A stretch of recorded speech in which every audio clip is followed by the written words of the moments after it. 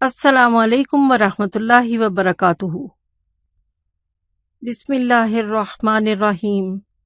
رب اشرح لی صدری ویسر لی امری واحلل عقدۃ من لسانی یفقہوا قولی واجعل لی وزیرا من اہلی۔ ہم عربی گرامر سیکھنے کا آغاز کر رہے ہیں۔ اللہ سبحانہ و تعالی نے قرآن اتارنے کے لیے عربی زبان کا انتخاب کیا۔ یہ ایک فطری زبان ہے، بہت آسان اور لاجیکل۔ عام طور پر گرامر پڑھتے ہوئے اس کی مشکل ٹرمز اور گردانوں کو یاد کرنے یا رٹنے کی کوشش کی جاتی ہے۔ ہم اس کے لیے عام فہم زبان اور جو طریقہ اختیار کریں گے وہ پہلے دن سے آپ کو لفظوں کی پہچان سکھا دے گا۔ ان لیسنز میں قرآن کو بہتر سمجھنے کے لیے عربی زبان کے بنیادی قواعد کو سکھایا جائے گا، جیسے لفظ کی تعریف، اقسام اور عربی زبان میں اس کے استعمال کی مختلف صورتیں کیا ہوں گی کے متعلق بتایا جائے گا۔ ہم گرامر کے قواعد کو بہت آسان طریقے سے قرآن مجید پر لاگو کریں گے تاکہ اس کے صحیح معنی سمجھے جا سکیں۔ اس سے فائدہ کیا ہوگا؟ یعنی گرامر پڑھنے کے مقاصد کیا ہیں؟ تلاوت کے دوران قرآن مجید کو سمجھنا، کیونکہ سمجھنے سے اللہ کے کلام کا اثر بڑھ جاتا ہے اور دلچسپی پیدا ہوتی ہے۔ دوسرا یہ کہ قرآن مجید میں غور و فکر کی صلاحیت پیدا کرنا ہے۔ اس سب کا رزلٹ کیا ہوگا؟ کسی کلمہ کو قواعد کی روح سے سمجھنے سے بالکل صحیح اور مکمل معنی سمجھ میں آ جائیں گے، جس کی وجہ سے ترجمہ رٹنا نہیں پڑے گا۔ پھر تلاوت کے دوران حرکات اور اعراب کو صحیح پڑھنے کی اہمیت کا علم ہوگا، اور حفظ میں بھی انشاءاللہ آسانی ہو جائے گی۔ اگر ہم لکھیں قلم، رسول، نور، کتاب، انسان، رب، ان الفاظ کو دیکھیے، یہ کون سی زبان کے لفظ ہیں؟ عربی ہے یا اردو؟ کچھ کہیں گے اردو ہے، کچھ کہیں گے عربی۔ جی، عربی زبان کے اس لیے نہیں لگتے کہ ان الفاظ پر کوئی حرکت نہیں ہے۔ حرکات دیکھیے، قلم، رسول، نور، کتاب، انسان، رب۔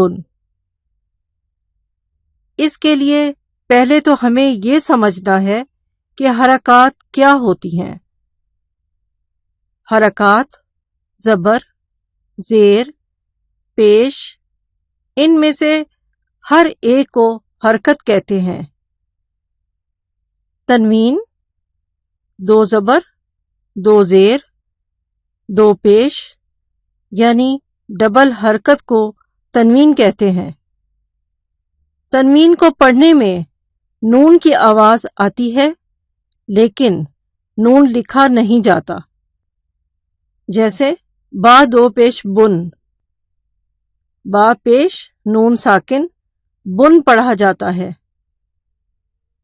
ساکن، جس حرف پر سکون یا جزم آ جائے اسے ساکن کہتے ہیں، جیسے اگر نون پر سکون آئے تو یہ نون ساکن کہلائے گا۔ تشدید، تشدید والے حرف کو دو مرتبہ پڑھا جاتا ہے، جیسے ربن، را زبر با رب، با دو پیش بن، ربن۔ حرکات کی اہمیت کے لیے ہم ایک دو مثالیں دیکھتے ہیں۔ انعمت، تو نے انعام کیا۔ انعمت، میں نے انعام کیا۔ پہلے لفظ میں آخری حرف تا کے اوپر زبر ہے، جبکہ دوسرے لفظ میں تا کے اوپر پیش ہے، جبکہ معنوں میں بہت فرق آ گیا۔ قتل، اس نے قتل کیا۔ قتل، اس نے بے دردی سے قتل کیا۔ صدق، اس نے سچ کہا، اس نے سچ بولا۔ صدق، اس نے تصدیق کی، اس نے سچ مانا۔ لفظ کے معنی پھینکنا کے ہیں۔